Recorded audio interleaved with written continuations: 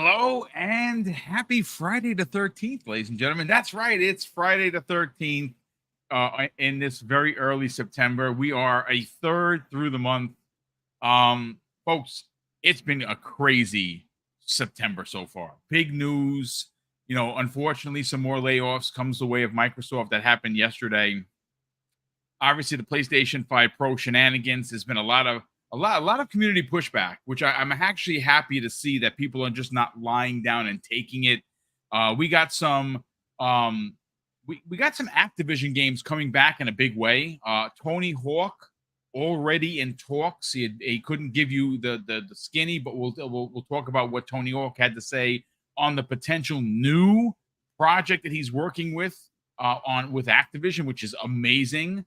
Singularity gets relisted for Xbox. That's a really big deal. Again, we were just talking in the green room moments ago. Singularity is the best game that, well, practically nobody played. And thanks to Korkenstein reminding me, yeah, it was a pretty stacked year when that game came out, and that's why it got buried. And, well, we're going to get a chance to play it. Hopefully, you'll see some unlocked frame rates. You'll see some HDR. You'll see some, additional, up-res, if you will. I'm telling you, folks, when that game drops, I'm going to get into it. You got to play that game. It is one of the 360 gems that no one played. Now, granted, I was on PlayStation 3 as well, but I played through it and beat it thoroughly on the Xbox 360. We have a lot to get into, folks. There is a lot to get into today. Get ready for the next 90 minutes. Hang out, grab your bacon, egg, and cheese sandwich, and your coffee, and whatever else you're going to have. And let's go. First of all, let's welcome in the panel here, and then we'll get into the actual topics. Korkenstein, what's up, brother? Good morning. Good morning, bud. You actually just remind me. I didn't realize it was Friday the 13th, and then I was like, oh, wow, it actually is Friday the 13th. So thanks for that. Yeah, man, just getting ready to talk about a stacked show we have today, Singularity, all the good stuff. Yeah, it was such a classic that just never got the push it should have. Well, maybe we'll see some engagement. Maybe even Raven Software will. It's hard to move that team on to something else other than Call of Duty because, well, obviously they helped there in a big way. But I'd love to see that particular team get back to making maybe a remake or a sequel. Because, like I said, if the game launches into Xbox Game Pass, via the 19 games that we're going to discuss that are rumored to be dropping this month, I think a tremendous amount of those games are going to be from the Activision catalog. We've seen many posts in the last couple of weeks, Fuzzy, where Marvel Ultimate Alliance 1 and 2 being put back into the store. It does seem like that mega drop of old games, and well, there'll be a lot of people like, who plays old games? Well, I do. I play old games all the time, but we have a lot to get into because it's not just that story that we're getting into. It's not just the Tony Hawk story. Folks, Call of Duty Black Ops 6, the beta broke every prior record in the history of betas for Call of Duty. I think Call of Duty is back, and I think the days of the dude bro shooter, Fuzzy, are back. Good morning. How you feeling?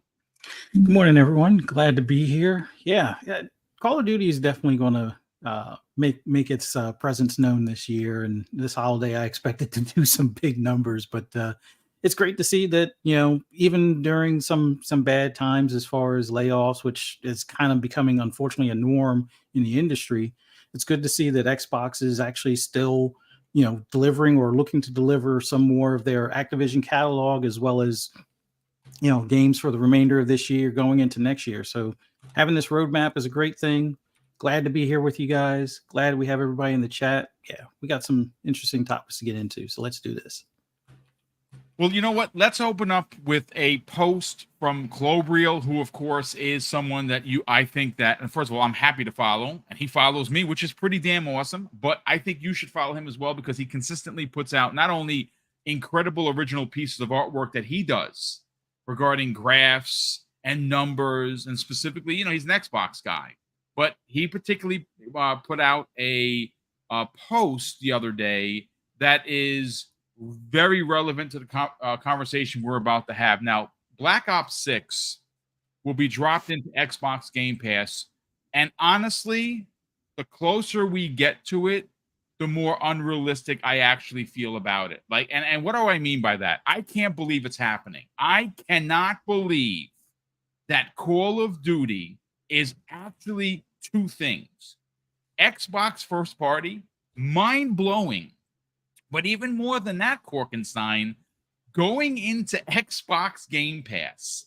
Now, this story has a lot of caveats. And of course, I just want to read a post directly from Activision, directly from the teams responsible for bringing us, of course, that is Treyarch, bringing us a Black Ops 6 this year. It says, thank you to our community. Together, you made Black Ops 6 open beta the biggest Call of Duty beta ever, meaning in the history of betas for this franchise. Now, here's some of the key points that they put. Number 1 in total players. Number 1 in hours played. Number 1 in playtime per player. Number 1 in most matches played. This data is from early access and, of course, the open beta. Korkenstein, this is a big deal.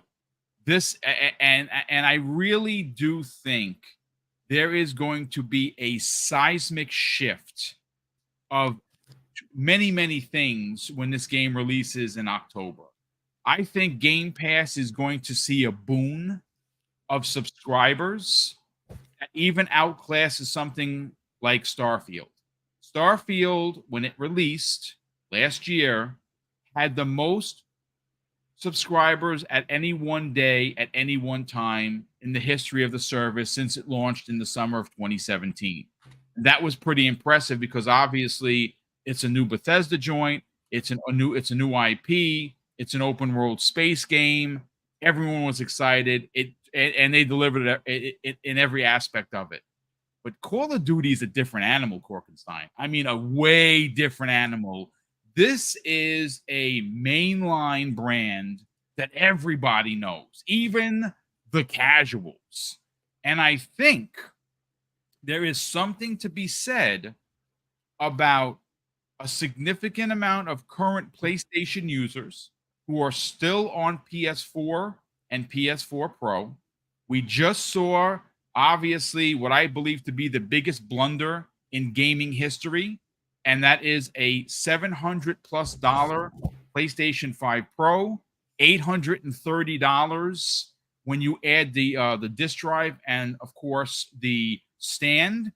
In Australia, over $1,200 if you need everything, which is just psychotic. And, well, there is a small little potato known as the Xbox Series S that has, unfortunately, a stigma, is blamed for everything, including the world peace not happening. Blame the Series S. A mountain comes crumbling down. God damn it, that Series S has done it again. It is the most hilarious meme I've ever seen, but it's also a console that's under $300. And it's a console that is, of course, able to run games like Call of Duty at 60 frames. I think you're going to see a lot of upgrades. And again, look, the Achilles heel, folks, to this whole long opening rant of mine is Microsoft's marketing. They are just the worst. I'm sorry. I'm not going to sugarcoat it. I mean, I have some incredible ideas. I know I've given them $1 million ideas and I get nothing for it. I'd love a phone call or an email to bring me in because, my God, whoever's running the show on getting the people involved, the casuals, you're just not doing the job.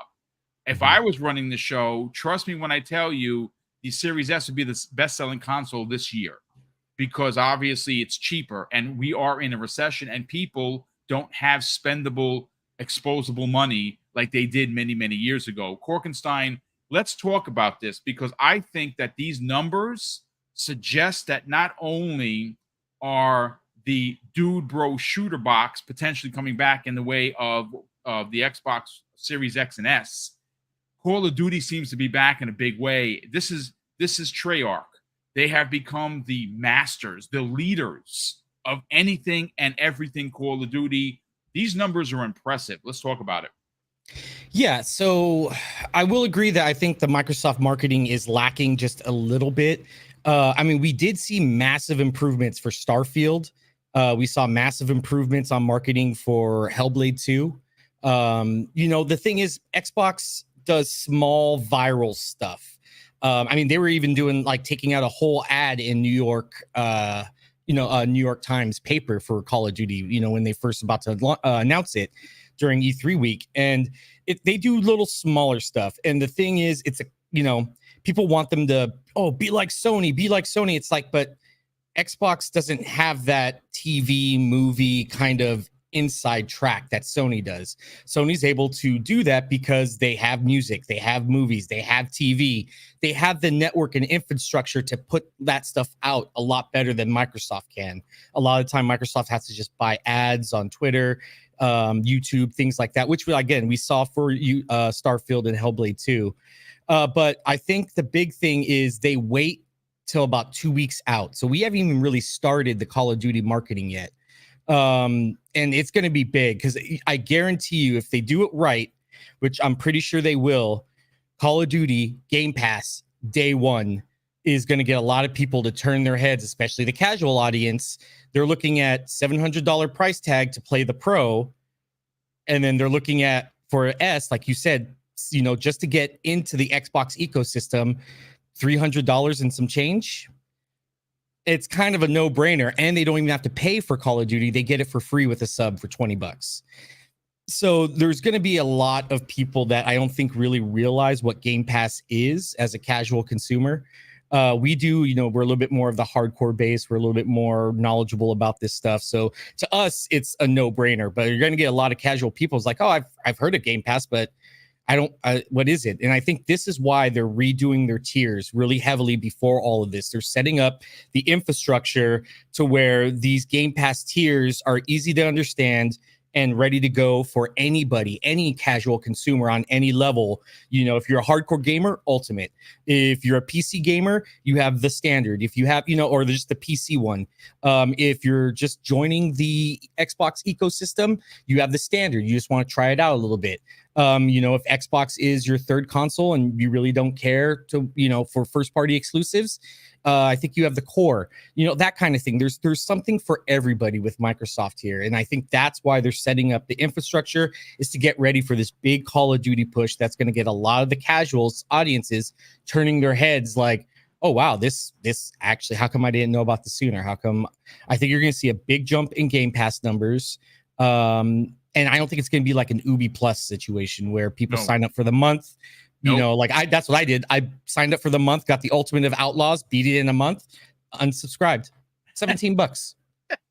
Can't beat it. I'm going to do the same exact thing for Assassin's Creed. Good for you, man. Good for you, brother. Listen, I've been paying for that for years. I love Ubisoft stuff, but you're right.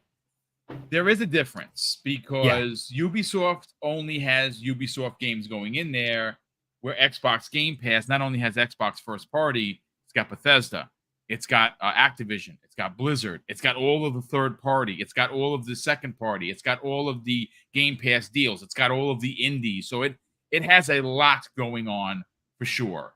Yeah, you're going to get something for everybody in that. So I think that's what they're setting up for, because like I said, it's like, you know, Xbox, you know, Phil Spencer over here, like Heisenberg, you know, just, you know, on Breaking Bad, you just need a little bit, just a little taste of it and you're hooked, you know. I just want somebody to Photoshop the goatee on Phil Spencer with the glasses and hat. That is hilarious. You know, he's just slinging Game Pass everywhere, and it's great. It's literally a no-brainer if you're a gamer. Game Pass the drug. We're cooking, all right. We're cooking. Fuzzy Belvedere, look, this is the one thing that Korkenstein did remind me of is the marketing that originally happened when they announced Black Ops. And it was great. It was so crazy that I literally, and folks, I'm not making this up for conversation. I literally had a friend that asked me, wait a second, did they deface the national monuments? Because I'm like, no, that's fake, brother. It's not real. didn't happen. But you saw Korkenstein was right. They took full page ads in the papers here in New York. And again, sorry for the accent. That's just, I'm from New York. What do you want me to tell you? Hey, forget about it, right? New York. But also it was really rampant during Times Square. Like I saw billboard ads and I'm like, wow, yeah. So it is Activision. To be fair, Activision, like Sony, they're no joke with their marketing. So I would imagine that this is going to be balls to the wall marketing. But Fuzzy, the numbers, I think, dictate. Now, I tried, folks, to find an actual breakdown of the numbers per console, and I couldn't find it. Now, maybe that's because I'm not an internet sleuth, or they're just not readily available. But I do think that a lot of these players came from Xbox Game Pass. So why do I think there's going to be a boom in new subscribers? Well, I think that there are, even though this is going to be available on older systems, which I wouldn't have done. You saw, Fuzzy, I hand this off to you because you specifically have made mention of this a half a dozen times, that this is ultimately a mistake, moving people over. If you want to get people to move, like NCAA 25, how many people went out and traded their PS4s and their Xbox Ones to get a Series S? We heard stories. Remember, it was selling out left, right, and center. And I think that when you consider what Sony has recently done, they're raising the price of the controllers. They raised the price of the console in Japan. They had raised the console price a couple of last year. They just announced the big boy for $800 and change if you need everything. This would have been a magnificent opportunity for Xbox to potentially drop the price. Now, granted, I have heard different perspectives on this, and I think the different perspectives are definitely right. Because the PlayStation 4 Pro doesn't release until November, which is literally right before Black Friday, Microsoft still has a chance to undercut them. And maybe that's what they're waiting for. A lot of, like me, I would have did an emergency meeting, said we got to drop the price $50 today. As soon as they announced that price, that's like, this is how we share games moment. Like I wouldn't have passed on that. That's just me. But of course, I'm not in charge of marketing, though maybe I should be. Microsoft, the phone, you got the email, you know who I am. Give me a call, bring me in. I won't ask for 7 zeros, but maybe 6. We'll see.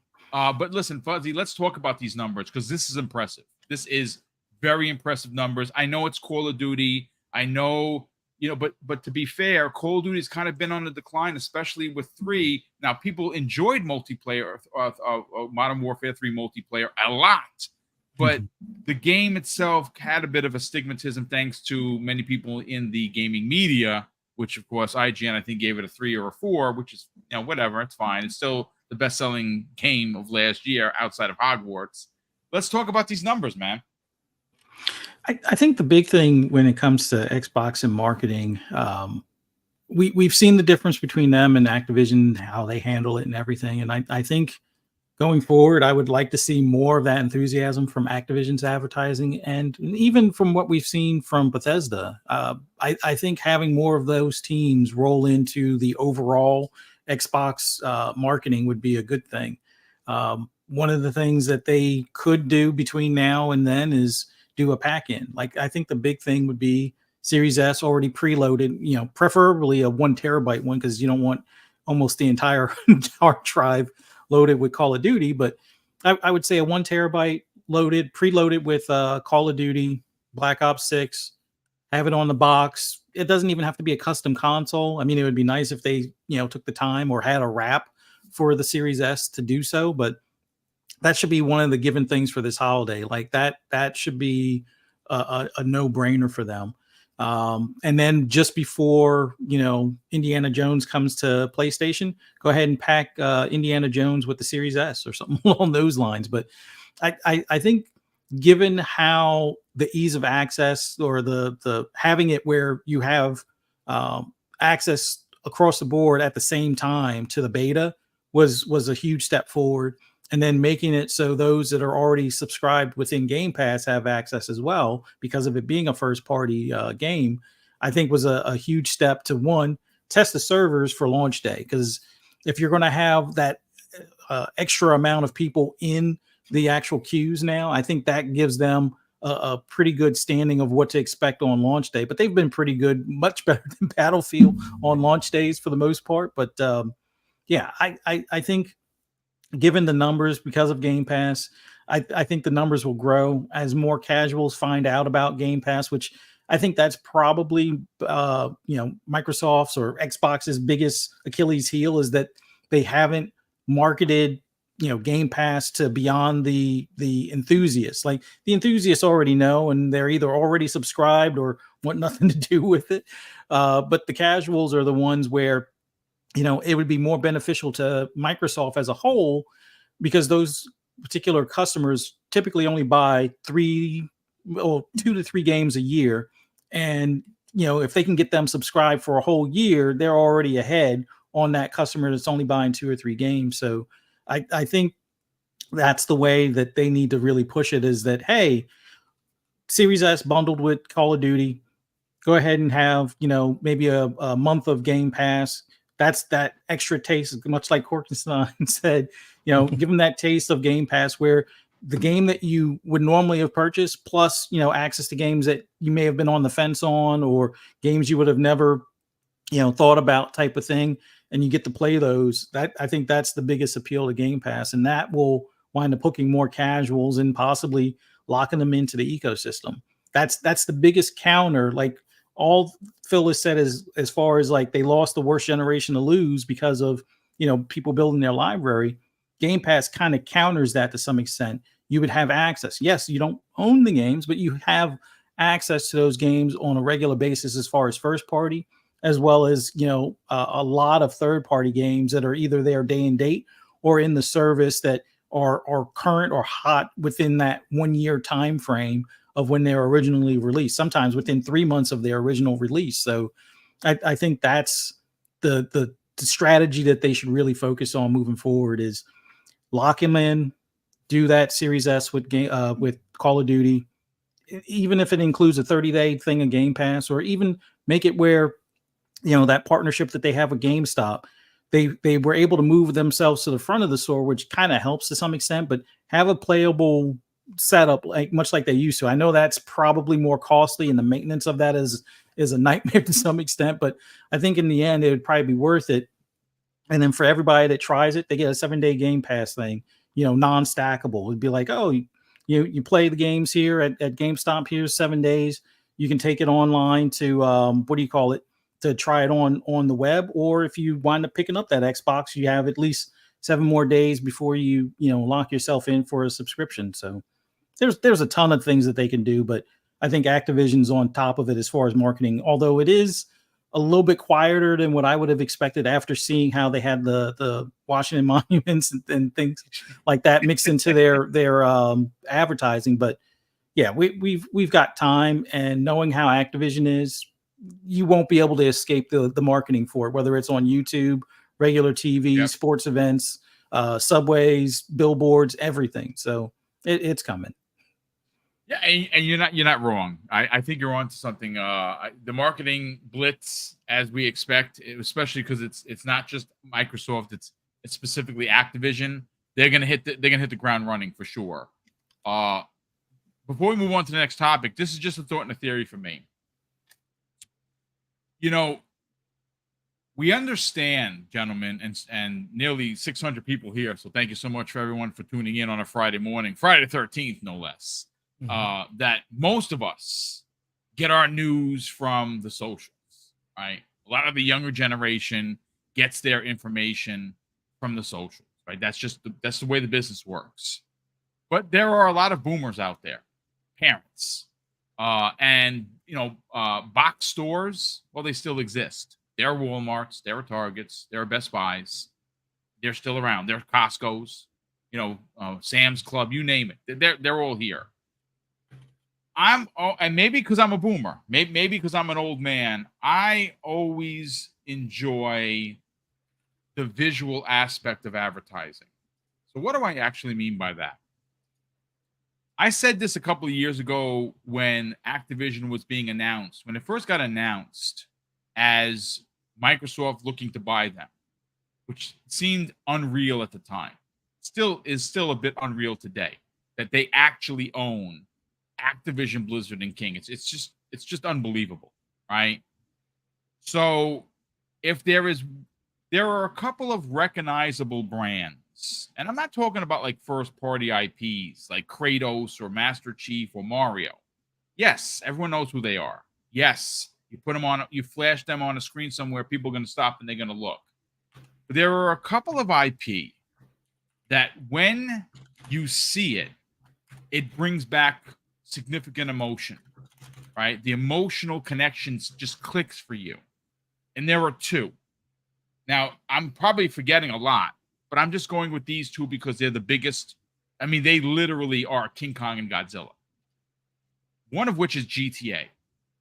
Now, the reason why 2K can get away with taking 173 years to come out with the next Grand Theft Auto is because they have Grand Theft Auto Online, which literally prints money for them. That's why they're just, if it's delayed to 2026, who cares? We're printing money, right? But there's an emotional connection when you see with your eyes, not when you listen, but when you see it. Is Call of Duty. Now, Call of Duty is decades old, right? It's generationally old. It has been from Call of Duty 1 way back in the days on PC, and then Call of Duty 2 as a launch game for the Xbox 360, and then it's just one bomb after another, no pun intended.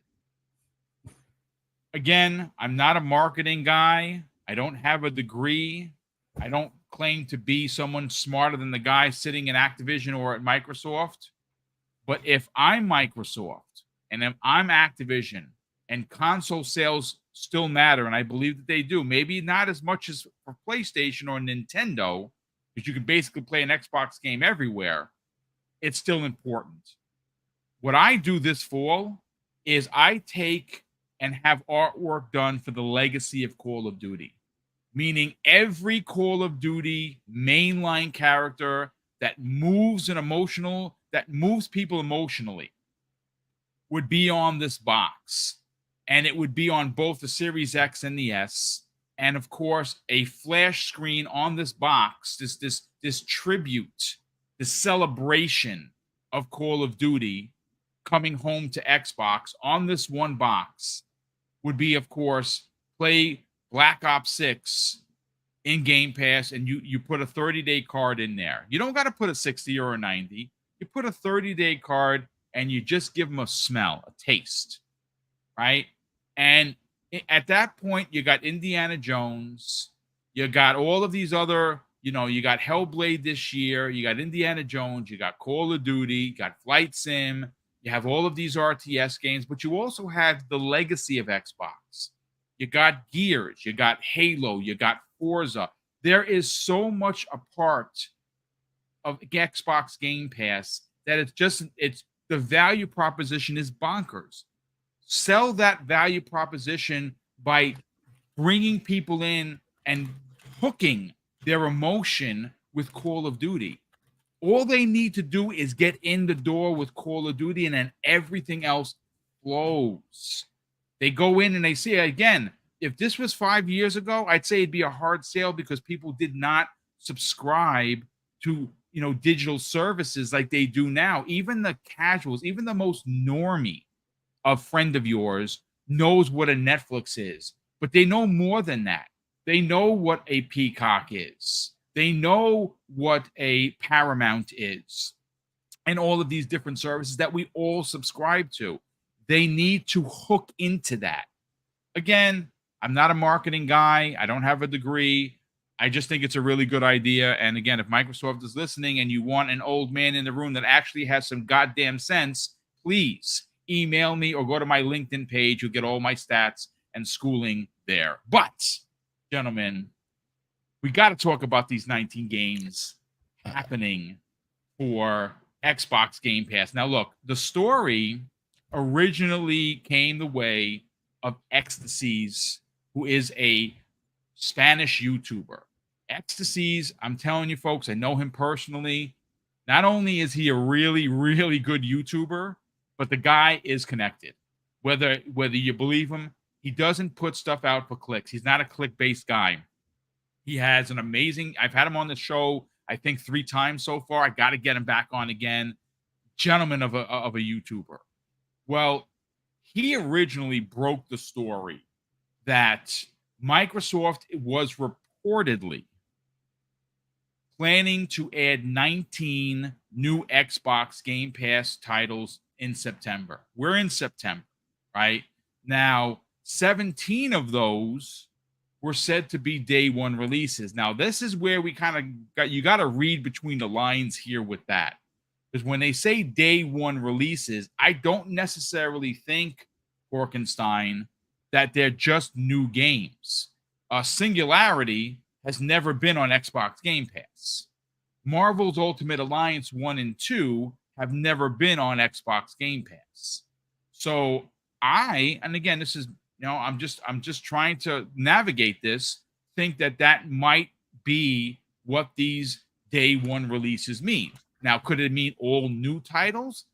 Yes, but it doesn't seem feasible to have that many new titles eating each other's lunch and spending all that money when they have all of these games awaiting a flip of a switch. Now, of course, I'm being a bit facetious. It's not a flip of a switch because Phil Spencer told us that. But we have been expecting, Korkenstein, all of these games. And one of the games that happened to be mentioned was, and again, I'm bringing up a Clobriel post. Now, Clobriel, phenomenal member of the community, like I just said moments ago. He says Singularity by Raven Software has received an Xbox Store relisting. And again, like we were saying in the beginning, Singularity is a game that a lot of people did not play, and I'm here to tell you that if it does get the HDR boost, it does get the FPS boost, it does get an up-res, this is a game that you're going to play. I guarantee you poll 100 people, at least half the people didn't play this game. They probably don't even know what it is. It is a phenomenal time-traveling type of game. One of Ravensoft's best works that nobody played. Let's specifically focus in on the 19 games and Singularity. I think this drop that's rumored to happen this month is exactly what many Xbox gamers have been asking for, and that are games like Prototype 2, Singularity, Marvel Ultimate Alliance. Hell, we might even get lucky and get the Transformer games, both of those games back, the Cybertron games. And this is a stretch because I don't know where the Sony license goes. There were a couple of Spider-Man games that were really freaking good that opened up the Spider-Verse before the Spider-Verse even existed. Let's get your thoughts on that. I think you're 100% hit the nail on the head. There's definitely, you have to read between the lines on this one. I think people that are kind of expecting, 17 games day one, brand new AAA releases, for 2024, I think they're setting themselves up for disappointment. I think it's day one games that have never been on Xbox before. Like you said, Singularity. And I think that's where they're going with this. I mean, they really haven't announced that. That's all came from him. So there could also be maybe some reading between the lines there, or maybe he might be taking a little out of context. Who knows? But, Microsoft hasn't really came out and said these are going to be day one. So we're kind of, it's a sticky, slippery slope here with that. But if they are day one, I think you're 100%. It's going to be stuff that's never hit the Xbox ecosystem before, which is huge. And like you said, there's Spider-Man games, there's the Cybertron, there's a bunch of stuff that we could see coming up. And like I said, Singularity is a big one. I mean, that game was just massive because it was what was that Titanfall 2 level, cause and effect and cause, yes. I think. Yeah. It was just basically that that was the whole game. And that was such a like massive level for everybody. It's like universally recognized as one of the greatest level designs that have come out, at least between the designers and stuff like that. So it's a solid game. And yeah, I just hope we're seeing more coming out, and it doesn't cost Xbox anything, to put it on Game Pass. Yep. If people, this is the joy that, or the benefit that Xbox doesn't have to worry about. You get a lot of people that, port beg for these older games, but they maybe get 5% people buy-in. And it's like, at what point does that buy-in of spending money to get that to come to Game Pass really pay off for you? It's just, a waste of money at that point. With Game Pass that they already own Activision, these are games that they could just bring in, and there really is no downside, other than just, just having too much to play. So that's the thing. So, who knows? But I do think we're going to get some pretty solid titles, and I think we're also be seeing some really cool stuff, maybe from some Japanese devs coming up at TGS. So who knows? It's going to be a pretty stacked kind of couple of months here. You're not wrong. Look, when you say reading between the lines, I'll say this about Cloveriel. He very, very rarely gets it wrong. He is connected also. He doesn't come off as someone that's connected. And if you asked him personally, he'd be like, yeah, I don't know anybody. I'm just a guy that likes graphics. He's not. He's well connected. But there is something to be said about taking titles that have not been available in years. A perfect example of that. And again, I don't know where the licensing line in the sand, Fuzzy, is, but there was a particular game that people, that not only it's beloved, but it is a game that a lot of people passed on, and that is Wolverine Origins. Now, Jamie Moran has been playing that game. That game is $100 on any of your services. Go to eBay, it's a $100 game. Now, I have it. I beat it. I think I'm only missing one achievement from it. Actually, game was unbelievable. See, I don't know what exclusivity to the character Wolverine that Sony has. They obviously have a Wolverine game from Insomniac coming out, but these are older games. These are older Activision games. We know Marvel wants to work with Microsoft. We know that Hasbro wants to work with them. That's why we're probably getting the 2 Transformer games. And why anyone who appreciates older games should get excited here is, unlike PlayStation's older games in their services, which they do nothing. Like, you are getting literally the PlayStation 1 version of Ridge Racer with no enhancements. They do nothing to it. And no one says anything. No, everyone's like, oh, no, it's a better service. Trust me, PlayStation Plus is not better. It's not better for the value, and it's certainly not better for the games that they add, because if you are someone like me who does not mind playing through an Ultimate Alliance 1 and 2 for like the 30th time, because I beat those games so many times it was ridiculous, but there are phenomenal games. Prototype is a game that should exist but currently doesn't. Transformers, both the Cybertron games, are incredible pieces of Transformer gaming that a lot of people missed on. This is an opportunity to get these games in. And listen, we did hear, Sarah Bond said it herself, Fuzzy, that they are working on making sure both backward and forward compatibility is a thing. They knew they were getting Activision. They knew that they were going to have to bring back the team to get these games over to work on the current Xbox console. I think that we could be in for something special here. Let's get your thoughts. Yeah, I know a lot of people have been waiting as far as for the Activision drop to happen, but I think it's now a matter of time, because there was some behind the scenes stuff that they had to work on to be able to get everything listed in the stores. And considering how BattleNet is and some of the issues that we've even seen between those that like to play on both console and PC, it has some things that it still needs to kind of work out, or that hopefully they'll have worked out by the time the Black Ops 6 launches. But when it comes to like some of their older titles, their previous license IP stuff, as well as their own internal IPs, I think a lot of people were sad when we heard that, you know, they couldn't, or the Jason Ronald's team, as far as working on like up-resing some of the games, doing the uncapped frame rate or like frame boost, the HDR and things along those lines. I'm pretty sure they've been kind of working behind the scenes as well on some of these titles, because before it was a matter of if the owner or the publisher of the game would sign off on it. And unfortunately, Activision was one of those that they were probably thinking long-term that they would just resell those games, kind of like the way Rockstar did with the trilogy kind of thing.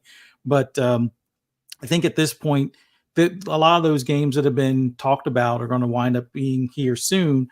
But, you know, some of these IPs, hopefully people revisit them, enjoy them, make comments to, you know, Microsoft or Xbox executives to the point where they invest in making new versions or updated or continuations of some of these series. Because something like Prototype being your own built-in, superhero kind of, or anti-hero kind of game would be an awesome thing for Xbox to have in its catalog.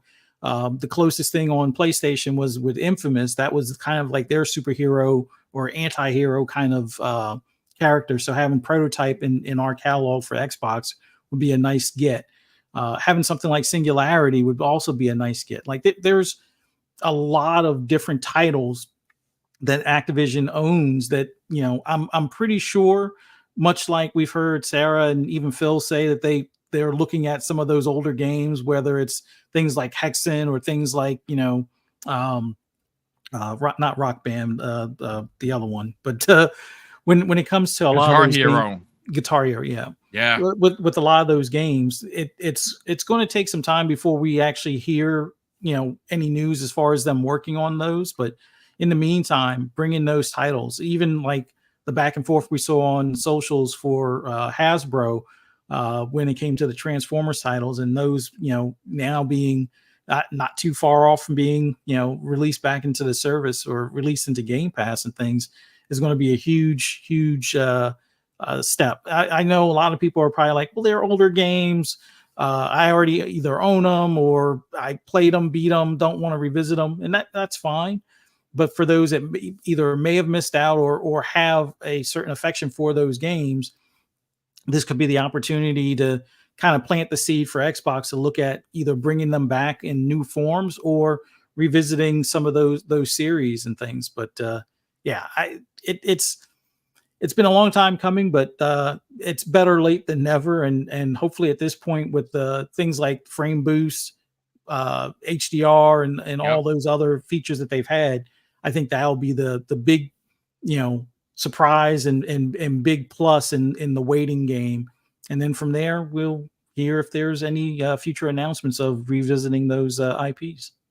I mean, it makes sense, right? Like, they have so many IP. First of all, Phil Spencer himself, besides mentioning Hexen, right? That's a game for him. He's a Hexen guy. But he mentioned Guitar Hero. I don't think, Fuzzy and Korkenstein and chat, that you mention it and there's just nothing to it. I just mentioned, you know, just for shits and giggles, let's Guitar Hero. You know, it's kind of like when Phil does a like an interview in front of his shelf. He's doing that on purpose. You know what I'm saying? So I don't know. It's for me, it's just one of those things that I think needs to come back in a big way. I like the idea of playing older games. I think that when you can actually say, gentlemen, hey, we own Activision and Blizzard. Well, you got to bring those games back. You just have to. So I don't know. Boom. I do want to say, you guys bring a good point up about the contracts. Even let's say Sony did money hat this, and you know, it's something that, where's the Game Pass clause? Game Pass didn't exist back then. There's nothing there to stop them from bringing to Game Pass like they did with Resident Evil 7, where I think it was a 7-year or something ridiculous like that, like no Game Pass clause. There's none for those games because that didn't exist. I mean, it's a great point. It's definitely a great point. They did not exist. And again, older games, where do those contracts lie? Because if they're older Spider-Man games, you're not taking anything away from what Insomniac did. Those contracts were signed and they're old. And now, well, the contracts are owned by Microsoft. The same thing for the Wolverine Origins game. Why couldn't that be backwards compatible? I mean, again, it's not going to be only backwards compatible on you can still play it on PC. I don't know how that works for PS3 games on the PS4, PS5. I don't know if they'd be able to do that, but I know that you'd be able to get these games to work on the Xbox current gen because Xbox 360 games already work. OG Xbox work. So I mean, great point with the contract and whether or not that's actually going to be an issue. I don't think it would be.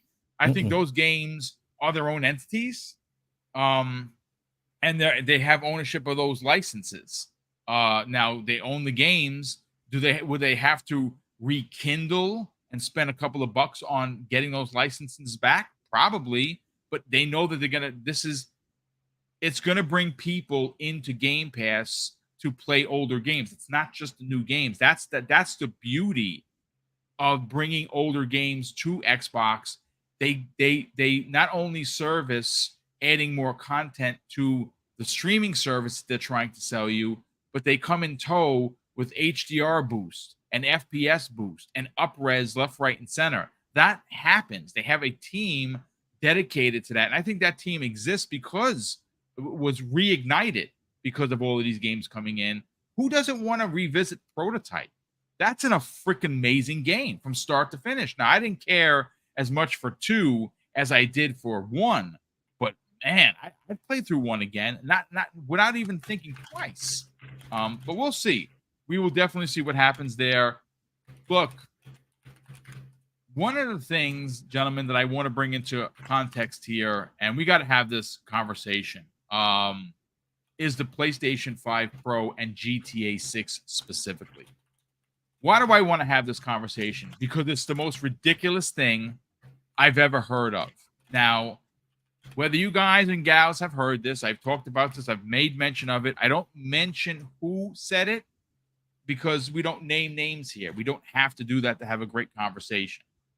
But there are some folks, and it's more than just one podcast. It's quite a few people out there that are comparing this thing to a 4090. And listen, I'm not a tech guy, but I know that the PlayStation 5 Pro is not a 4090. Hell, it's not even a 4070. We don't even really know the stats officially. We know because they were very vague on that. But one of the running narratives has been, and I blame IGN for this. Brian Altano did a video, which I'm not going to play. If you want to go search it out, go play. You can find it anywhere, where he declares the best place to play Grand Theft Auto 6 is going to be the PlayStation 5 Pro. Why? Well, he doesn't really give a specific reason other than it has a bump in power. Now, how much more powerful it is than the Series X, we'll have to see that play out. You can tout 33 teraflops all you want. Please don't do that. Go watch Oh No, It's Alex video about the people touting that. Now that guy's a tech guy. Besides being funny as all H, he knows his stuff. He's a PC guy. So watch the video and you'll understand why when someone says 33 teraflops, just turn them off because they don't know what they're talking about. Korkenstein, the Gaming Prophet New York is he likes to swim in the waters of console war shenanigans. I don't like to swim there. I'd like to just, walk over it. I don't like the console war. I'm an Xbox guy, yes, but I don't go out of my way to shit on PlayStation because, listen, I give them the business when they get it wrong. Like this PlayStation 5 Pro thing is wrong.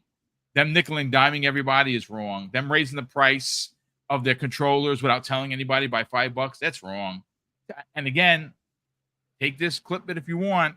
Astrobot, which I am really enjoying right now. What I'm playing, quite enjoying it, was taken out of the box and instead replaced with Astrobot's Playroom. I have that on confirmed fact. Spoke to 2 different sources that confirmed that for me. and I don't like to speak in a matter of facts, that I will say publicly without any shame whatsoever. Astrobot was supposed to be in the PlayStation 5 Pro, and they took it out to sell it. Why? Well, Sony's cheap, and they want to make money. But he posted a question: will the PS5 Pro run GTA 6 at 4K 60? Probably not, experts say. Now, this is an IGN article. It's 2 quotes that he has here, and both of them are answered by John Letterman, which, of course, we all know that he's a part of Digital Foundry. And specifically, when IGN is asking him, and I'm going to read the two excerpts verbatim. It says frame rates, though, are entirely okay. You know what? Maybe it's out of order. Hold on, let me a second. Hold on. Okay, so this is coming from John Letterman, and basically it says frame rates, though, are entirely a different thing. When asked if GTA 6 could realistically run at 60 frames per second on the PS5 Pro, Ledbetter is blunt in his analysis, and he says no, straight out. Grand Theft Auto games have always run complex simulations that push the CPU hard, which is why every GTA game has initially launched on their target platforms at 30 frames per second or lower. The second part of it says this: the PS5 Pro uses the same CPU as the PS5 and would be extremely challenging to hit 60 frames per second if the base PS5 version is targeting 30 frames. This isn't a GPU problem. It is a CPU problem. So I think that kind of answers it for everyone. I see the narratives, Korkenstein. I think people are just really wishing on a star here. There's a reason why it's not launching on PC initially. And when it does, 12 to 18 months later, you'll probably get a 60 frames mode then. But console, it is going to run across the board 30, even on the PlayStation 5 Pro. Let's get your thoughts on this. Yeah, I mean, we were talking about this months ago on the channel when we heard the leaked specs. I think we all said the CPU was going to bottleneck the GPU. It was obvious if they're not going to make a hefty upgrade to the CPU, that GPU can do all it wants. It's going to get bottlenecked. And I think that's where the issue lies. And I think that's just what's going to happen with GTA 6. And you got to think, too, GTA 6 has probably been in development for 5 years, 6 years, maybe 7 years. There's no way at the time 7 years ago where 60 FPS wasn't as prevalent that they were thinking, you know, when I think I've said this on the podcast before too, when you enter into development for a game, you make the decision on FPS early on when you start developing, because that sets you up for certain mechanics, how they're going to look, how they're going to run, what you're going to do with those, and how much more power you can dedicate to maybe either better graphics or faster gameplay, things like that. Because once you start hitting that 60, if your engine can't handle it, or you made mechanics that were designed for 60, you have to start rolling stuff back. And that's where you're going to start seeing delays or a drop in quality, because you're not going to be able to hit 60 if you're running these high definition graphics. You got to probably pull back the shadows, pull back the field of view, or the distance, field of distance, things like that. I just can't see that Rockstar made the choice to make it 60 FPS, which a lot of devs didn't. And that's why you're seeing a lot of them miss this mark of 60. People are complaining about it. And that's even another point too, just to kind of go off trail here, that casuals don't really care about 60 FPSs. I mean, if you see anything, there's 50% are still on the PS4. What does that really say about FPS? It's just something that people do. I made this joke before. Probably most casuals think it's a currency in Fortnite. Can I buy that? Can I buy that in Fortnite? That's great. I love it. you know, they just don't care. All they want to do is play Fortnite, Minecraft, COD. You know, I could see it maybe a little bit more with the competition shooters like COD or Fortnite, but even still, they just want to play their games with their friends. They don't care how it really runs as long as they're having fun with their friends. And that's why Roblox is the #1 seller. Minecraft is still a #1 seller. Fortnite, all those games are still selling incredibly well. You know, Madden, despite it, you know, adding maybe one new feature every year, that's still selling incredibly well. It's because people just want to play that experience with their friends and enjoy it. It's not about what it can offer in terms of technical specs. So yeah, that's just another thing too, is I think we're so used to it as the hardcore audience that FPS has, or 60 FPS has to be a standard. It really doesn't. It's why you're seeing a lot of devs not really prioritizing it yet, because one, the hardware is still not optimized fully. Two, they didn't make this decision 5-6 years ago when they started development. And then three, they're not going to, you know, they much rather release. And then, like you said, maybe like 5-6 months later down the line, it's optimized. They can work with it a little bit better. They can hit that 60 tier mark. So you'll definitely get 60 FPS on GTA, probably more than likely, especially with this gen. I think we're still waiting for Red Dead Redemption 2 to kind of come out with 60 FPS. Yep. That's probably in the works. I'm not going to lie. But yeah, we'll see what happens. I just don't think that people buying this PS5 Pro, you're not going to see a big difference. Like I've used this example too. You're playing Minecraft, just because you throw a 4090 into a PC, Minecraft's not going to look like Cyberpunk 2027 or 2077. It doesn't work like that. Devs have to optimize. They have to input those, you know, detail those assets, make sure that it can run and optimize at a 4090 pace. It's still going to look like Minecraft, whether you have a 4090, a 1080, you know, a 2080, whatever it is, it's going to look like Minecraft and play like Minecraft. So yeah, just because you get, you know, a bigger, you know, it's like those guys that get a bigger truck, you know, lifted truck raised and all blinged out and everything like that. It's like, you're still not hiding the fact you're probably a douche, you know, still. So you can compensate as much as you want. It doesn't change the fact that you're still going to get the same experience if you driving a car. If you had a sports, convertible, a compact, a SUV, whatever it is, you're still driving a car at the end of the day. Yeah. And it's still not going to be able to even get out of your own way, let alone get on the track and speed demon your way to someone else's ride. That's not happening. Listen, Fuzzy, let's get your thoughts on it, because you're also a tech guy. Again, I'm not, but I understand tech at face value, and I know that the PlayStation 5 Pro, though it's going to be better than the PS5, is not a 4090. And more specifically, it is not going to run GTA at 60 frames. It is going to run GTA 6 at 30 frames. Now, will they have some bells and whistles? Well, we'll see if the hardware can do it. But here's the thing, and I was saying this, I made mention of this to Asante. So again, this is from someone who's not a tech guy, folks. So understand, please bear with me. If the common denominator right now for development is the PS5 Pro, I mean the PS5, because it is the more popular console, right? They prioritize the PS5 over the Series X. Which is the stronger and the better piece of hardware? That would be the Series X. But time and time again, they don't push the envelope for what the Series X can do, because the common denominator and the one that's most developed for is the PS5. So now bear with me. This is where I start to think things are about to change. And the PS5 Pro coming out might actually be a really good thing for the Series X. Yeah. And why is that? Well, when the Pro comes out later this November, GTA is expected to be out next year, holiday, unless it gets delayed, right? There was original report that it might be delayed to 2026. That's still up in the air. When Rockstar gets the specs for the PS5 Pro, they're going to be able to develop for a stronger piece of hardware.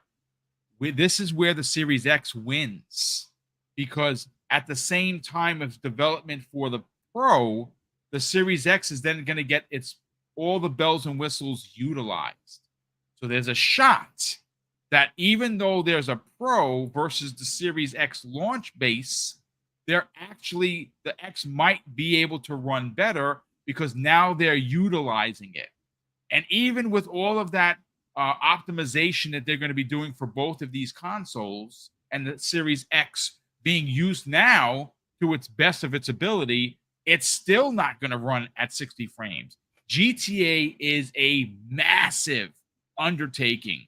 You see how big 5 is and what the computing that's got to go on? There's a reason why these games start out running at 30.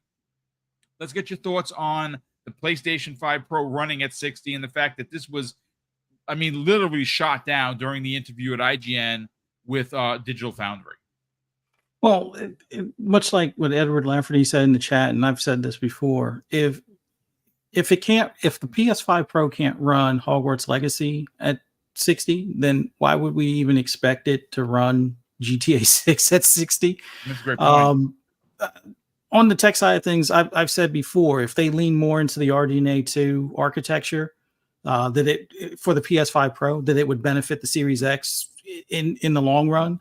Yep. I envision, much like you were saying, the only real difference that we'll probably see when they start utilizing those tools or some of the features within the RDNA tool set is that something like the Series X will probably run at 1800 up-res to 4K, while the PS5 Pro might be 19 something, or maybe it's the full 2160, but it can scale down on like when there's a lot of like enemies on screen or a lot of particle effects. So I think at that point it'll be a resolution win for the PS5 Pro, but unless you're sitting up there counting pixels while you're playing, I don't think you'll really be able to see that much of a difference.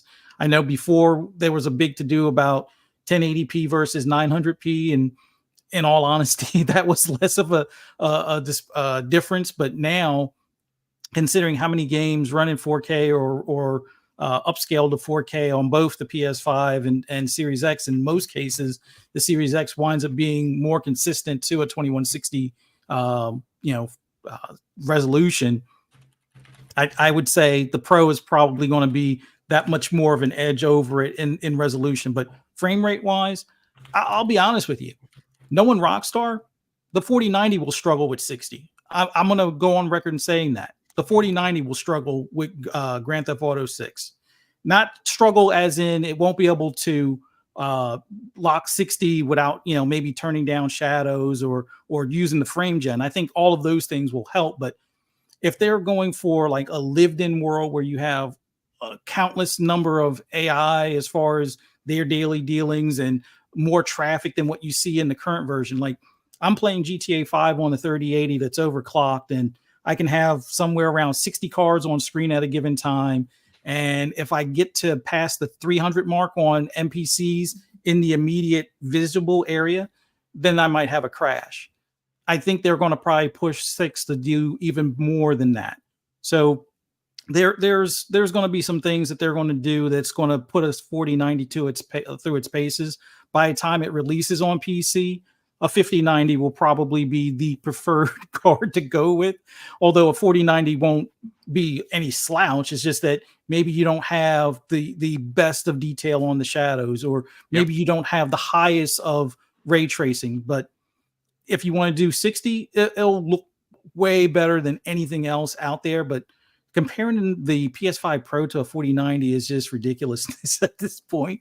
I would say, if anything, it's more on par with like a 3070 or maybe even a 3080 range, but we'll see. It's still on RDNA 2 setup, which RDNA 3 that was with the AMD cards isn't even on par with NVIDIA. So stop with the nonsense, people, comparing anything that's AMD to NVIDIA as far as graphical cards, period. Especially if you're going to include ray tracing. It's not that I'm an NVIDIA fanboy, but it's like they are still at least one full generation, if not 2 full generations behind NVIDIA. So stop with the 4090. If you want to be honest, it's better than a 2080. Less than a 3080. That's where we're at as far as what the overall can do. But that's still no slouch in the console space. It's just a matter of it's going to be able to make higher resolute or games that are, having to do scaling, they'll more than likely be able to do 4K native. As far as 30 will be smooth. Someone even mentioned as far as the 40 frame thing that a lot of the PlayStation games do, so you can have the ray tracing and have that effect with a 120 megahertz screen. You can have that effect of it feeling almost like 60 at that point, which they'll probably do that. Maybe that's the secret ingredient for Grand Theft Auto 6 for the PS5 Pro, where they have that 40 frames mode. But I don't even think that 60 is a reality on this generation of consoles. Next generation, possibly, but I would say it would be one of those things that even with next generation of consoles, unless they're all going to be $700 or $800, you're probably not going to see 4K 60 for something like Grand Theft Auto 6, just because of the nature of Rockstar. They always push things to the limit, so you have the best reflections in mirrors and puddles and particle effects as the cars drive through the rain and the spray that the tires throw up. And the fact that you're walking down the street and there's hundreds of NPCs that have different, command codes as far as story bit things or just normal interference stuff, where if you fire a gun in the middle and they all scatter or take cover or call the police and things like that. So in the grand scheme of things, if you want to play the best place to play Grand Theft Auto 6 is to wait the 12 to 18 months for it to come to PC. But Series X, PS5 Pro, I think they'll be fine with 30 frames. People will enjoy it because it'll be a smooth 30 frames, much like the way Starfield was, much like if you look at Red Dead Redemption now at 30 frames, it's fairly smooth. So I don't feel that a lot of the people will complain. There will be a few that'll be like, oh, this sucks, but they'll still play it because of the story. But in the grand scheme of things, I would say the PS5 Pro will probably just have better resolution than the Series X. But PC ultimately will win out, whether you're on a 30 series card or a 40 series card, or fortunate enough to be able to snag a 50 series card when they're available. But that's my 2 cents on it. And phenomenal 2 cents it was. Now, just can anyone clarify, does Grand Theft Auto 5 currently run at 60 frames on console? Only if you bought the new gen or the next gen version. Okay, so it took years to get there, correct? Yeah. Mm-hmm. Yes, I if it took years to get there, then I wouldn't imagine that it's going to be available, not with current gen, even with the Pro, and even with the Series X actually being used now to the best of its ability. And again, it's theory, folks.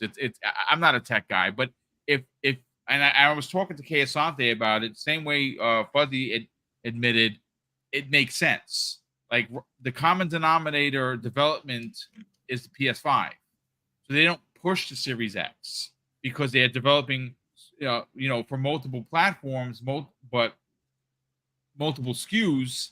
But the PS5 is the common denominator. Now, when the Pro comes out, like I said, I really do believe that is going to be a win for Xbox Series X owners, because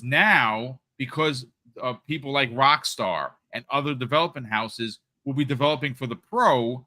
Now we'll see the Series X used to its best possible way. And what does that mean? Well, if that's the case, maybe you'll see even better usage out of the Series X. I mean, we'll see. Again, it's just theory, but we do have one more topic to get into. I'm excited because I'm a boomer, and it's fine. I remember when he was a thing. Not so much now. A lot of people are like, who the hell is Tony Hawk? Who is that old man? Yeah, we're going to get into Tony Hawk because you should be excited if you're a fan. But we got to catch up on Super Chats. J-Mac, good friend, great friend of the community, great friend of this channel. He's been a channel member for 34 months. J-Mac, thank you so much for the unbelievable support. He says, that's why I was laughing before, you don't even have to give them a month of Xbox Game Pass. And of course, talking about for Call of Duty, you can give them a Concord 2 weeks. I mean, you could, but Concord unfortunately is dead, and people are going to want to play. I mean, again, if you just give people a taste, it's kind of like drug dealing. They're going to come back. I'm sorry. I'm a former popo, so yeah, to compare it is not a good comparison for me. But listen, if you want people in the door and you want people to stay on your service, you bring them in, you give them a 30-day card on the new consoles, you deck out the box and again, celebrate Call of Duty Xbox. Celebrate it that you are now owner of this IP and make a very special looking box that someone's going to want to put on their shelf. Like, when most of us get our boxes, I mean, I keep it for the warranty aspect of it. Most of us are like tearing through it and just throw it away. You want this to be special. Make something that celebrates Call of Duty. Make it an original piece of art that's on this box. And then, of course, you give Game Pass for 30 days. And then, of course, this is the part of it I didn't mention before, gentlemen. I'm hoping that the 19 games that they're talking about are games like Transformers, like Wolverine Origins, like the Spider-Man, like all of these games, Prototype, the old Tony Hawks, fine, put them in there, make them part of this 19. The Call of Duty drop that is expected should be something on its own, closer to when you're going to have a special. Again, this is just speculation. A special box that's celebrating Call of Duty. Not only is Black Ops 6 in Xbox Game Pass, so are all of these others, and they drop them all in there, and it's a Call of Duty Blitz. Again, that's how I would do it, but of course, I'm not hired by Microsoft, though I should be. I'll say that once again. We also have Will Broke Boy Lewis, generous friend of the program, drops an outstanding $5 super chat. He goes on to say, and he said that the GTA comment about best place to play the PS5 Pro, will be the PS5 Pro, after saying the PS5 Pro wasn't worth the purchase on the IGN PlayStation podcast. Yeah, I didn't bring that up because I'm not looking to make a thing out of it, but you're absolutely correct. He did in fact say that. So which is it? Again, this is why I don't use them for pretty much anything anymore. IGN, unfortunately, like I said, I like Destin a lot. I know people are going to boo me. The Virtual Tomatoes are coming out. I like Destin. I still watch his stuff. When he puts a new video, I watch it. Do I always agree with him? No, I certainly do not. We are on different spectrums, but that does not mean that we can't be friends. I'm sure he doesn't agree with what I say. Does that make me a bad guy or a monster? No. Same way it doesn't make him. So there are a few people at IGN that I do like. Brian is just not. I used to watch his stuff, and I'm just not a fan of his work anymore. JJ saying 117 drops not one but $2 super chats. And the first one, he says, Pony's trying to compare the Pro to a 4090, which is, again, don't do that. Please, please, please, please do not do that. And you know what? I just went looking the other day because I have no idea. I got an all-in-one, right? Like, what the hell do I know about PC gaming? But my PC does everything I needed to do for the show, and that's all I needed to do. Mrs. Boom, on the other hand, is rocking a 4060. She's got a nice brand new Alienware, and it's a nice beefy computer. Not for me. For her, yes. Not for me. For me, fine, whatever. A 4090 is nearly $2,000. I saw it for $1,837. That's the cheapest I found it at B&H Electronics. I mean, that's a $2,000 card before tax. That's not in the PlayStation 5 Pro, I can assure you. JJ saying second $2 super chat. He says, and yet people complained about Avowed running at 30 frames per second. Indeed, kind sir. Avowed is going to be dope. Did you see the video? I've watched it numerous times, and I am sold. But, gentlemen, this warms this old man's heart in the best way possible. Tony Hawk. Now, granted, he's getting up there, and he might actually be older than me. I don't know. I'm going to be 54 on September 25th. He may actually be older. I still probably can't do it, even in the shape that I'm in, and I'm in the best shape of my life, thanks to MetaQuest 3 and Supernatural Fitness. If you ever want to get in shape, folks, and you want to have fun doing it, give that a shot. And I actually have 5 guest passes. So if you have the MetaQuest 6, if you have the MetaQuest 3 and you're interested in trying out Supernatural Fitness, DM me. And all I need to do is to get you one of these passes is your email address. That's it. Super easy. And you can try it out as a guest. It's really dope. I've lost 17 pounds so far. It's changed my life. But getting back to Tony Hawk. This is a story, folks, that warms this old man's heart in the best way possible, among other many things, like eventually a Banjo-Kazooie.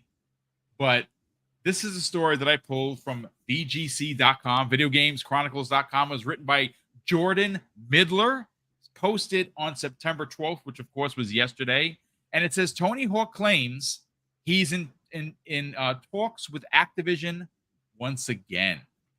And that is very exciting because obviously he just had the Tony Hawk game anniversary. They did nothing for it, which I actually thought you were going to get at least the new Tony Hawk dropped into Game Pass. Now, I don't know why it didn't happen, but obviously it was the 25th anniversary just the other day. That's a pretty big thing. That's a pretty big deal. So speaking to Mythical Kitchen, which I don't know who they are, but Tony Hawk was sitting down with them and he had this interview with Mythical Kitchen. The legendary skater said that there is something planned for the anniversary, but wouldn't be drawn on specifics. Now, what exactly does that mean? Well, there's a lot of speculation here. I think, and he's been trying to get a new game made for years. I believe that's happening right now. Even though Korkenstein, we don't have specifics, I will tell you and read verbatim what Tony Hawk actually said on the matter regarding the 25th anniversary. He says, I wish I could tell you more, but I can't tell you. But what I can say is that I've been talking to Activision again, and we're working on something. Okay, so look, I don't think,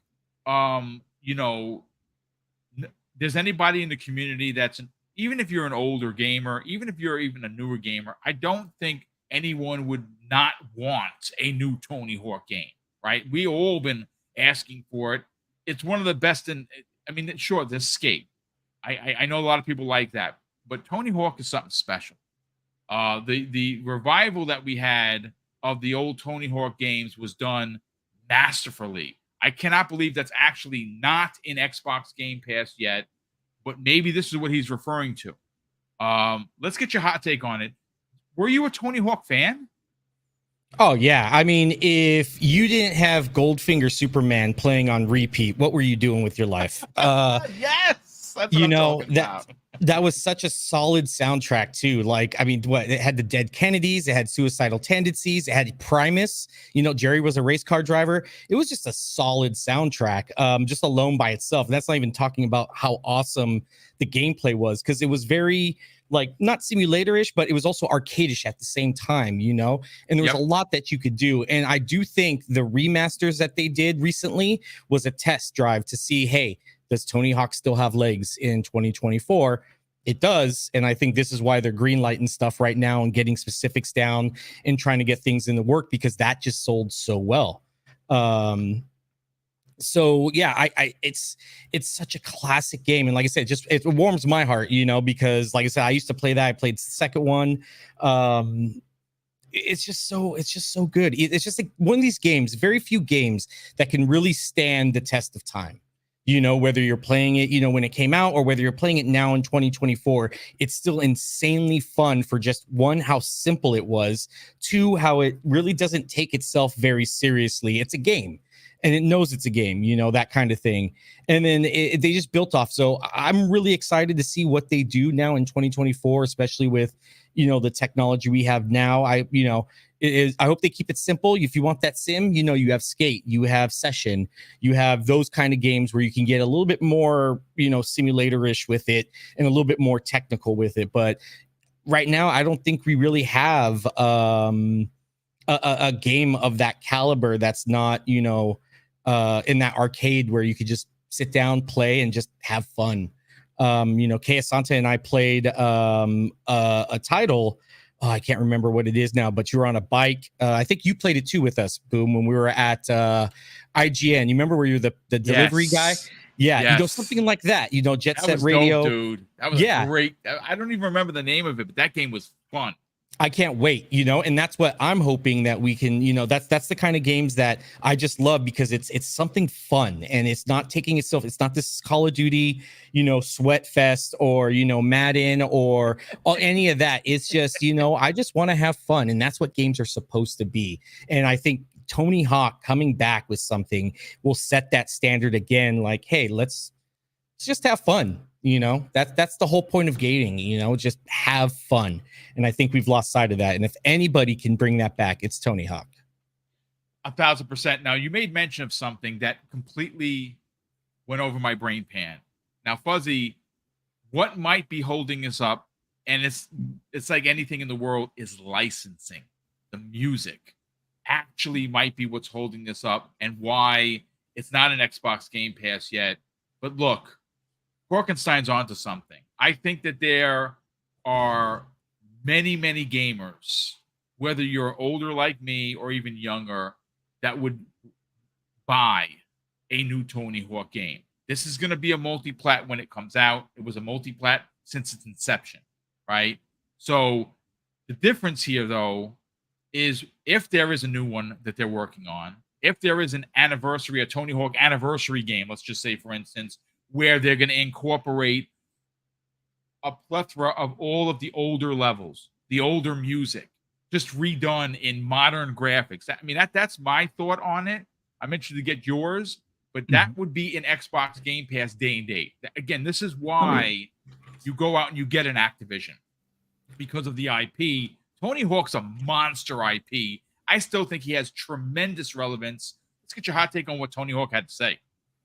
I think something is coming in the near future, whether it's the relisting, but the music thing is still going to be kind of the issue. And I think, especially if they're looking at things like Guitar Hero for down the road, I think they're going to have to come up with a strategy to work with some of these record labels and different publishers out there to be able to pay like a one-time fee that would give it perpetuity in the service, since it's not an additional sale, but then give them a piece of the pie for each time it's played. I think much how the streaming services of music, like with Spotify and things, have worked, or negotiated with some of these record labels, I think they could probably do something similar and still benefit both the music label as well as Xbox themselves. But I think that's going to be something that they need to work on. But bringing the game back into, or bringing it into Game Pass and then having like a new one come out, I think it's warranted. Although games like Session didn't necessarily do as well, but it was a small indie studio that did Session, which is a pretty cool, although a little bit harder to control skateboarding game. But I think in the grand scheme of things, considering how EA has still got theirs in like early development and whatnot, I would say there's definitely something coming. Whether it's within the next 2 years is to be seen, but yeah, that would be awesome. Just having that back in, or having it, relisted, but updated graphics, updated, levels and things along those lines. For the music that they can't get the rights to, maybe see about what they could sub in there. And also considering how they also do this with Forza Horizon, they usually wind up buying full rights to some of the smaller talent music that's in there, as well as creating streamable music. So that way, if you're streaming the game, you won't get DMC or content strikes and things like that. But yeah, I would love for them to bring that stuff back. But like you guys hit on, the licensing for the music is going to probably be the toughest part, because if Tony Hawk is willing to sign his name off on it and get the payment from Activision and Microsoft, which I'm pretty sure he'd be happy with, I think it's a go.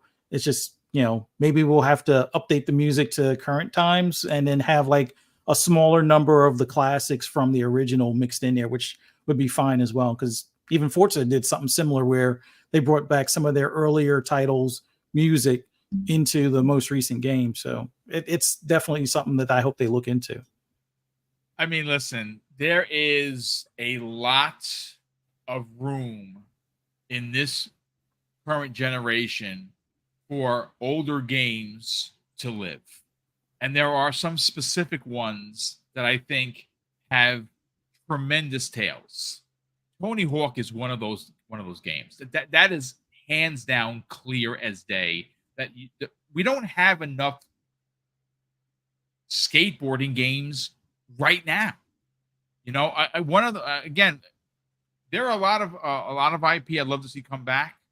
One of the big ones for me personally is SSS Tricky. Anybody remember that? That was one of the best snowboarding games I've ever played. And they re-released it. Where EA, what are you doing? So I'll say as an old man who appreciates older games, who's looking forward to this rumored massive drop of Activision titles that could potentially get a boost both through FPS, through visual, through HDR. I'm looking forward to. I'm going to play all of these games again. They haven't been played in years. I mean, when did Prototype release? Long time ago. When was the last time anyone played it? Well, I certainly haven't played it in decades. So I'd love to play that again. The Marvel Ultimate Alliance would be a big boost. I mean, look, there is a lot to get excited about, but specifically just focusing on Tony Hawk. Man, I like the fact that he is talking with Activision, which means that he's probably talking with Microsoft. And if you can get him in here, and again, I think that there is something to be said about what Fuzzy just referred to, is you drop the anniversary Tony Hawk game that was a couple of years ago into Xbox Game Pass. And what do you got to do to it? Probably not much of nothing, because the game looked good. It was made for the current console, so it's fine. I don't know if you need to add anything to it, but it is a seed that you plant and you follow engagement. If this thing is downloaded 10 million times, you go out and you make a new one, because obviously that's on Xbox Game Pass, and it is going to be a multi-plat. You're going to launch on PC. You're going to launch on PlayStation. And more importantly, you're going to launch on Switch 2 as well. So it's a game that would sell. And you wouldn't have to do much to sell it. Well, because it's freaking Tony Hawk. What else do you need? I don't need anything more than that. And, well, we'll see. But, ladies and gentlemen, that is going to do it. 4 topics on Friday the 13th. Great panel. Now, again, I don't know if there's something wrong here, because I have numbers in front of me that I've never seen before. And I think it's bots. I'm not going to take credit for this. It says that we have 2,287 live viewers, 1,860 from just on X, and 427 from YouTube.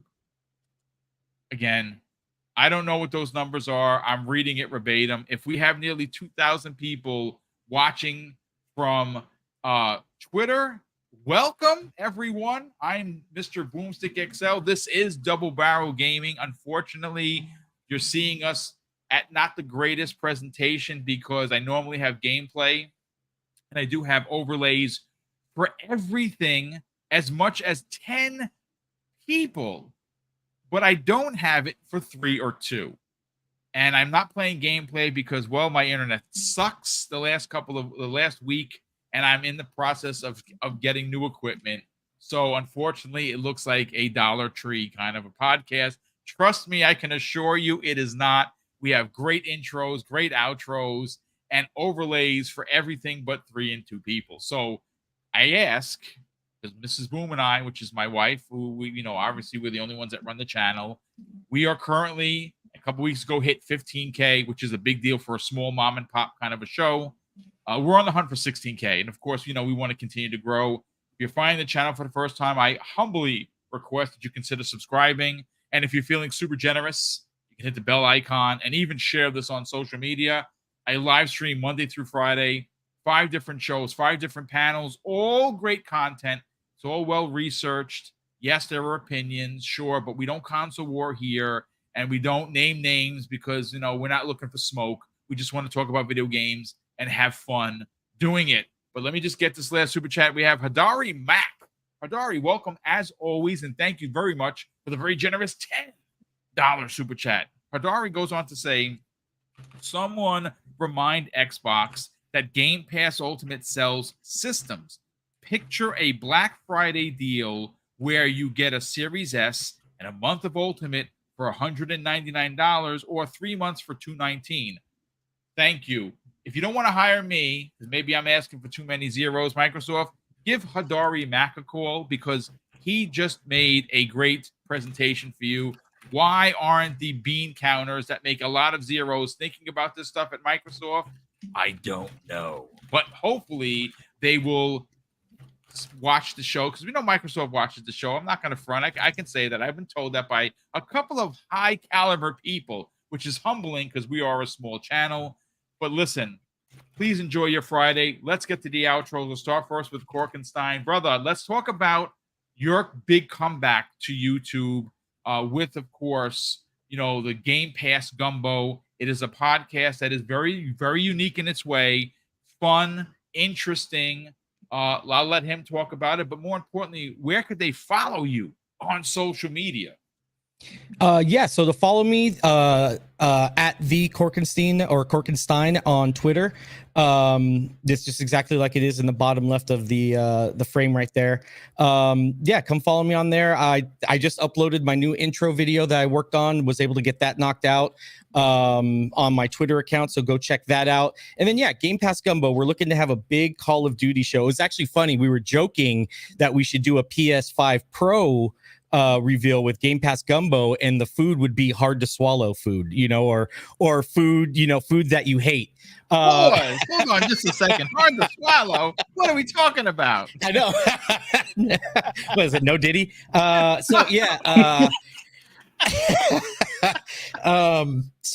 that. It's just, we were thinking fun things like that, but I think we're going to do our big grand comeback for Call of Duty, where we'll eat, and we'll talk about Call of Duty, the history of Call of Duty, what we're looking forward to with Call of Duty 6, our beta impressions, and then we're gonna eat MREs live on the podcast. It's my first time. Like I said, it's just from hearing what everybody says, like the two guys that I'm on the podcast with, Q and Gold, they're both telling me, man, this ain't gonna go how you think it's gonna go. You've said it the same way too, so stay on the news for that. You can sub to us on YouTube at Game Pass Gumbo, and hopefully we can knock something pretty fun out. I'm really excited now to get back to to content creation. Yeah, we're looking forward to it, brother. You do great work. You have fun. Thank you. And that's really what it comes down to, Korkenstein. You have fun in your podcast. Your stuff is well researched. Obviously, it was due to work scheduling. That has now been adjusted. So we can't wait to have you back making content, because that's what you do really good at. So again, thank you so much for being a part of today's show.